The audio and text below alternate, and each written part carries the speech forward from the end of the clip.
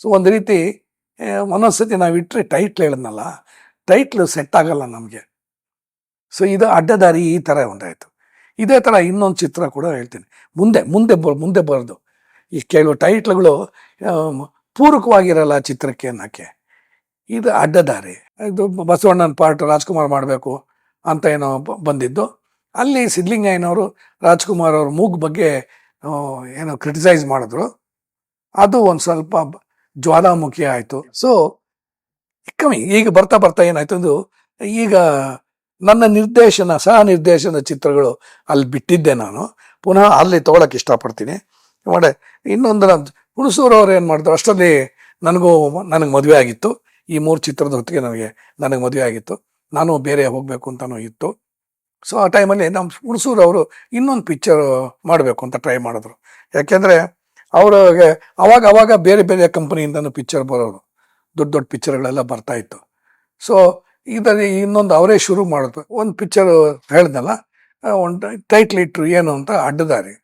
ಅಡ್ಡದಾರಿ ಅಂದರೆ ಜೀವನ ಸರಿಯಾಗಿ ನೆಮ್ಮದಿಯಾಗಿ ನಡೆಯುತ್ತಿರೋದು ಒಂಥರ ಅಡ್ಡದಾರಿ ಹಿಡಿದು ಆಮೇಲೆ ಅದು ಸರಿ ಹೋಗೋದೇ ಅದರ ಕತೆ. ಹುಣಸೂರವರು ಈ ಕಥೆನ ಮಾಡಿದ್ರು. ಅದು ತಾರಾಗಣದಲ್ಲಿ ಏನಾಯಿತು ಅಂದರೆ, ಹೊಸಬರನ್ನ ಹಾಕೋಣ, ಇವು ಹಳಬರು ಬೇಡ ಅಂದ್ಬಿಟ್ಟು ಅದನ್ನೇ ನೋಡೋದು, ಎಲ್ಲ ಹೊಸಬರನ್ನ ಹಾಕಿದ್ರು.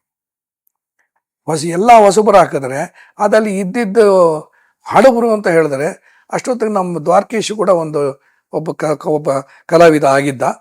ದ್ವಾರಕೀಶು, ಆಮೇಲೆ RT ರಮ, ಅವರಿಬ್ಬರೇ ಗೊತ್ತಿದ್ದ ಕಲಾವಿದರು. ಮಿಗ್ದವ್ರು ಯಾರೂ ಇಲ್ಲ, ಎಲ್ಲ ಹೊಸಬರು. ದೊಡ್ಡಣ್ಣನ ಪಾರ್ಟು ಹುಣಸೂರು ಕೃಷ್ಣಮೂರ್ತಿಗಳೇ ಮಾಡಿದ್ರು.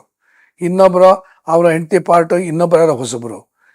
ಆಮೇಲೆ ಇನ್ನೊಂದೇನು ಅಂತ ಹೇಳಿದ್ರೆ, ಸುಬ್ಬಯ್ಯ ನಾಯ್ಡು ಅವ್ರ ಮಗ ಲೋಕೇಶ್ ಅವರು ಅದರಲ್ಲಿ ಅದು ಐ ಥಿಂಕ್ ಅದು ಮೊದಲನೇ ಪಿಕ್ಚರೋ ಏನೋ, ಅವ್ರಿಗೆ ಅವಕಾಶ ಕೊಟ್ಟರು. ಅವ್ನು ಚೆನ್ನಾಗೇ ಮಾಡ್ದ. ಲೋಕೇಶ್, BM ವೆಂಕಟೇಶು, ಲೋಕೇಶು, ಹುಣಸೂರು, ದ್ವಾರಕೀಶು, ಈ 4 ಜನ ಅಣ್ಣಂದರು. ಕಲ್ಪನಾ ಇಲ್ಲ. ಕಲ್ಪನಾ ಮಾಡಿದ್ದೆಲ್ಲ ಗೊತ್ತಾ, ಕನ್ನಿಕಾ ಪರಮೇಶ್ವರಿ, ಸತ್ಯವತಿ, ಕರೆಕ್ಟ್. ಸೊ ನಾವೆಲ್ಲ ಬೇಡ ಅಂತ, ಇನ್ನಿದ್ದಾರಲ್ಲ ಓಕೆ, BM ವೆಂಕಟೇಶ ಇದಲ್ಲಿ ಮಾಡಿದ್ದ, ಅವನು ಪರವಾಗಿಲ್ಲ. ದ್ವಾರಕೀಶ್ ಓಕೆ, ರಮಾ ಓಕೆ, ಅವರೆಲ್ಲ ಕಲಾವಿದರೇನೆ, ಯಾರು ಬೇಡ ಅಂತ ಇರಲಿಲ್ಲ.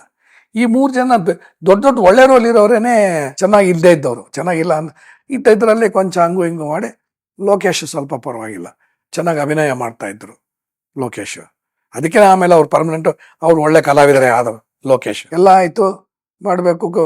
ಅದನ್ನು ಪ್ರೀಮಿಯರ್ ಸ್ಟುಡಿಯೋ ಬಸವರಾಜ್ ಅವರು ಫೈನಾನ್ಸ್ ಮಾಡಿದ್ರು, ಆತ ತಗೊಂತು.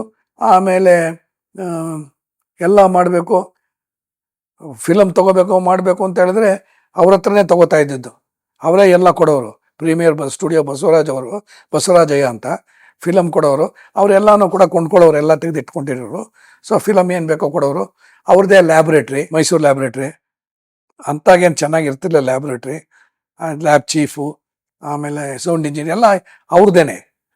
ಸೊ ಅವರು ಸಬ್ಸಿಡಿ ಮೇಲೆ ಸಾಲ ಕೊಡೋರು. ಸೊ ಆ ಥರ ಸಬ್ಸಿಡಿ ಬರ್ಸ್ಕೊಂಬಿಡೋರು. ಅದು ಬರ್ಸ್ಕೊಂಡು ಪಿಕ್ಚರ್ ಬೇಕೋ ಏನು ಬೇಕೋ ಫೈನಾನ್ಸ್ ಕೊಡೋರು. ಈ ಥರ ಅದಕ್ಕೂ ಇದಕ್ಕೂ ಕೊಟ್ಟಿದ್ದರು. ಆಮೇಲೆ ರಿಕಾರ್ಡಿಂಗ್ ಮಾಡಬೇಕು, ಪ್ರಿಂಟ್ ರಿಕಾರ್ಡ್ ಮಾಡಬೇಕು ಅಂತ ಹೇಳಿದ್ರೆ ದುಡ್ಡಿಲ್ಲ. ರಿಕಾರ್ಡಿಂಗ್ ಮಾಡಬೇಕು ಅಂತ ಹೇಳಿದ್ರೆ ಮದ್ರಾಸಿಗೆ ಬರಬೇಕು, ಮದ್ರಾಸಲ್ಲಿ ಮಾಡಬೇಕು. ಸೊ ಆ ಥರ ಬೇರೆ ಊರಿಗೆ ಬಂದು ರಿಕಾರ್ಡಿಂಗ್ ಮಾಡಬೇಕು, ದುಡ್ಡಿಲ್ಲ. ನಮ್ಮ ಚಿಕ್ಕಪ್ಪರು ಹೇಳಿದ್ರು, ಹಳೇದು ಯಾವ್ದಾದ್ರು ಟ್ರ್ಯಾಕ್ ಹಾಕ್ಬಿಡೋಣ ಅಂದ್ಬಿಟ್ಟು ಅವ್ರದ್ದೇ ಆದ 1-2 ಪಿಕ್ಚರ್ದು ಟ್ರ್ಯಾಕು ಅದನ್ನೆಲ್ಲ ತೊಗೊಂಡು ಹಾಕಿದ್ರೆ ಸಂಬಂಧವೇ ಇಲ್ಲ. ಜಾನಪದ ಚಿತ್ರದ ಹಿನ್ನೆಲೆ ತೆಗೆದೊಂದು ಸಾಮಾಜಿಕ ಚಿತ್ರ ಹಾಕಿದ್ರೆ ಹೇಗೆ ಮ್ಯಾಚ್ ಆಗುತ್ತೆ? ಮ್ಯಾಚ್ ಆಗ್ತಾ ಇರಲಿಲ್ಲ. ನನಗೆ ಹೇಳೋರು, ಆಗತ್ತೆ, ಹಾಕಪರಾಗಿಲ್ಲ, ಗೊತ್ತಾಗಲ್ಲ ಜನಕ್ಕೆ ಅನ್ನೋರು. ನಾನು ಕಷ್ಟಪಟ್ಟು ಇದ್ರ ಪೀಸು, ಅದರ ಪೀಸು, ಇನ್ನೊಂದು ಪೀಸು, ಎಲ್ಲ ಪೀಸುಗಳೆಲ್ಲ ಹಾಕಿ ನಾನೇ ಒಂದು ಅಡ್ಡದಾರಿ ಮಾಡಿಟ್ಟೆ. ಅದಕ್ಕೆ ಮಾಡಿ ಮ್ಯಾಚ್ ಮಾಡಿದ್ರೆ ಸಂಬಂಧವೇ ಇಲ್ಲ. ಪಿಕ್ಚರ್ ರಿಲೀಸ್ ಆಯಿತು, ಹೋಗಲೂ ಇಲ್ಲ, ಅಡ್ಡದಾರಿ. ಸೊ ಒಂದು ರೀತಿ ಒಂದೊಂದ್ಸತಿ ನಾವು ಇಟ್ಟರೆ ಟೈಟ್ಲ್ ಹೇಳಿದ್ನಲ್ಲ, ಟೈಟ್ಲು ಸೆಟ್ ಆಗಲ್ಲ ನಮಗೆ. ಸೊ ಇದು ಅಡ್ಡದಾರಿ ಈ ಥರ ಒಂದಾಯಿತು. ಇದೇ ಥರ ಇನ್ನೊಂದು ಚಿತ್ರ ಕೂಡ ಹೇಳ್ತೀನಿ, ಮುಂದೆ ಬರೋದು. ಈ ಕೆಲವು ಟೈಟ್ಲ್ಗಳು ಪೂರಕವಾಗಿರಲ್ಲ ಚಿತ್ರಕ್ಕೆ ಅನ್ನೋಕ್ಕೆ. ಇದು ಅಡ್ಡದಾರಿ.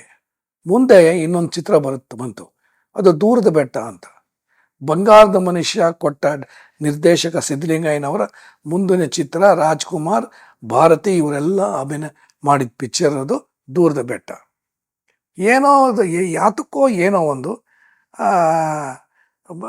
ಅಣ್ಣ ಅವ್ರಿಗೂ, ಅಣ್ಣ ಅವರು ಅಂದರೆ ರಾಜ್ಕುಮಾರ್ ಸರ್ಗೂ ಸಿದ್ಧಲಿಂಗಯ್ಯನವ್ರಿಗೂ ಏನೋ ಒಂದು ಚೂರು ಚಿಕ್ಕ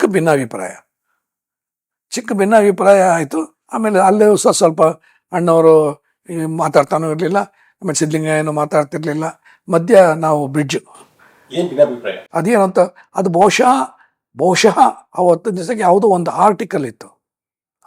ಅದು ಏನು ಅಂದರೆ ಇದ್ರದ್ದು ಜಗಜ್ಯೋತಿ ಬಸವೇಶ್ವರ. ಆ ಜಗಜ್ಯೋತಿ ಬಸವೇಶ್ವರ ಮಾಡಬೇಕು ಅಂತ ಇದ್ದಿದ್ದು.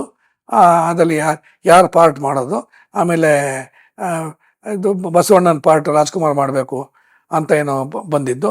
ಅಲ್ಲಿ ಸಿದ್ಧಲಿಂಗಯ್ಯನವರು ರಾಜ್ಕುಮಾರ್ ಅವ್ರ ಮೂಗು ಬಗ್ಗೆ ಏನೋ ಕ್ರಿಟಿಸೈಸ್ ಮಾಡಿದ್ರು. ಅದು ಒಂದು ಸ್ವಲ್ಪ ಜ್ವಾಲಾಮುಖಿ ಆಯಿತು. ಅದು ಇದನ್ನು ಇವ್ರು ಹೇಳಿದ್ರು ಬಿಟ್ಟರು. ಅವ್ರಿಗೆ ಹೇಳಿದೇನೆ ಅವ್ರು ಯಾಕೆ ಬರೀತಾರೆ? ಖಂಡಿತ ಬರೆಯಲ್ಲ ಗಂಗಾಧರ್ ಮೊದಲಿಯಾರು. ಯಾರು ಹೇಳಿದ್ರೆ ತಾನೇ, ಕಡ್ಡಿಗಿರ್ದೇನೆ ಮಾಡ್ತಾರ. ಸೊ ಅದಾಗಿ ಅದು ಆ ಪೇಪರ್ಲೆಲ್ಲ ಬಂತು. ಅಶೋಕ್ ಮಾಡಿದ್ರೆ ಸರಿ ಇರುತ್ತೆ ಅಂತ, ಅವ್ರು ಮಾಡಿದ್ರೆ ಚೆನ್ನಾಗಿರುತ್ತೆ ಅಂತ ಬಂದಿದ್ದೀವಿ. ಅಶೋಕ್ ಮಾಡಿದ್ರೆ ಇನ್ಫ್ಯಾಕ್ಟ್ ಇನ್ನೊಂದೇನಂದ್ರೆ ಆ ಪಿಕ್ಚರ್ನ ನಾನೇ ಡೈರೆಕ್ಟ್ ಮಾಡಬೇಕಾಗಿತ್ತು. ಬಸವಣ್ಣ ನನ್ನೇ ಕೇಳಿದ್ರು, ನಾನು ಅದನ್ನು ರೆಫ್ಯೂಸ್ ಮಾಡಿಬಿಟ್ಟೆ. ಕೆಲವು ಕಾರಣಾಂತರದಾಗ ನಂದು ವ್ಯಾಲಿಡ್ ರೀಸನ್ಸ್ಗಳು. ನಾನು ಆಮೇಲೆ KSL ಸ್ವಾಮಿ ಮಾಡಿದ್ರು.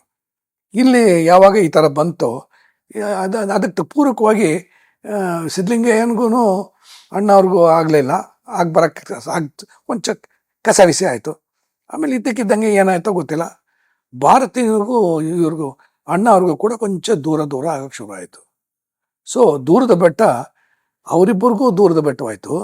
ಸಿದ್ಧಲಿಂಗಯ್ಯ ಆಮೇಲೆ ಅಣ್ಣವ್ರಿಗೂ ದೂರದ ಬೆಟ್ಟ ಆಯಿತು. ಸೊ ದೂರದ ಬೆಟ್ಟ ಅಂತ ಟೈಟ್ಲ್ ಇಟ್ಟಿದ್ದಕ್ಕೆ ದೂರದ ಬೆಟ್ಟ ಅದು ದೂರ.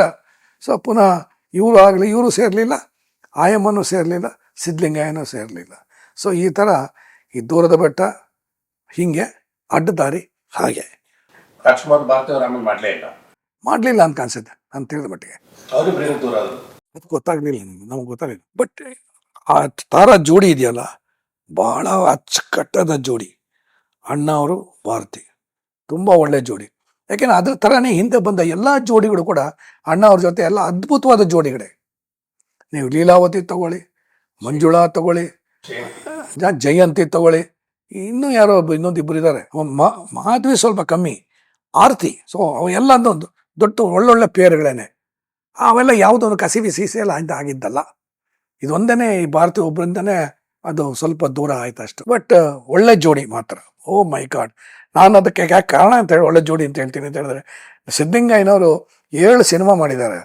7 ಸಿನಿಮಾ ಮಾಡಿದಾಗ 7ರಲ್ಲಿ ರಾಜ್ಕುಮಾರ್ ಮಾಡಿರೋದು, ಅದರಲ್ಲಿ 6ರಲ್ಲಿ ಭಾರತಿಯವರೇ ನಾಯಕಿ. ಈ ದೂರದ ಬೆಟ್ಟದಲ್ಲೂ ಕೂಡ ಅವರೇನೆ ನಾಯಕಿ. 7ನೇದು ಬೇರೆ ರಾಜ್ಕುಮಾರು ಮಾಡಿದ್ದಲ್ಲ, ಅದು ಭೂತಾಯಿನ ಮಗ ಅಯ್ಯೋ. ಅಲ್ಲಿ ದೂರ ಆದ್ಮೇಲೆ, ದೂರದ ಬೆಟ್ಟ ಆದ್ಮೇಲೆ ಸಿದ್ಧಲಿಂಗಯ್ಯನವರು ಇಲ್ಲಿ ಬಂದು ಇದು ಮಾಡಿದ್ರು, ಭೂತಾಯಿನ ಮಗ ಅಯ್ಯೋ. ಸೊ ಇದು ಅದ್ಧೂರಿ ಆಗೋಯ್ತು ಸಿನಿಮಾ. ಸೊ ಅಡ್ಡದಾರಿಯಿಂದ ನಿಮಗೆ ದೂರದ ಬೆಟ್ಟದ್ದು ಬಂದು ಏನೇನೋ ಬಂದು ಸ್ವಲ್ಪ ಕಥೆಗಳು ಅದು ಇದು. ಯಾಕೆಂದರೆ ಈ ಹರಿಕತೆ ಹೇಳ್ತಾ ಇದ್ದಾಗ ಬರೀ ಹಾಡೋದು ಇದು ಹೇಳ್ತಾ ಇದ್ದಾಗ ಜನಕ್ಕೆ ಒಂದಿಷ್ಟು ಆಸಕ್ತಿ ಇರಲ್ಲ. ಅಂತ ಇರ್ತಾರೆ, ಇಲ್ಲ ಯಾವ ಪಕ್ಕದಲ್ಲಿ ಮಾತಾಡ್ತಾ ಇರ್ತಾರೆ. ಆವಾಗ ಏನು ಮಾಡ್ತಾರೆ ಅಂದರೆ, ಇವರು ಹರಿಕತೆ ದಾಸರು ಒಂದು ಉಪಕಥೆ ಹೇಳ್ತಾರೆ, ಸೈಡ್ ಟ್ರ್ಯಾಕ್. ಆ ಸೈಡ್ ಟ್ರ್ಯಾಕು ಭಾಳ ಚೆನ್ನಾಗಿರ್ತಿತ್ತು ಅದು. ಸೊ ಜನಕ್ಕೆ ಅದು ಕ್ಯೂರಿಯಾಸಿಟಿ ಕೊಡೋದು ಉಪಕಥೆಗಳು ಕೊಡ್ತಾ ಇತ್ತು. ಸೊ ಈ ಥರ ನಾನು ಇದ್ರಲ್ಲಿ ಹೇಳುವಾಗ ನನ್ನ ಸಹನಿರ್ದೇಶನದ ಕಥೆಗಳಲ್ಲಿ ಮಧ್ಯೆ ಉಪಕಥೆಗೋಸ್ಕರ ಅಲ್ಲಿ ಇಲ್ಲಿ ಹೋಗಿದ್ದು ಬರ್ತೀನಿ. ಅದಕ್ಕೆ ನೀವು ಯಾರೂ ಏನೋ ಬೇಜಾರು ಮಾಡ್ಕೋಬೇಡಿ.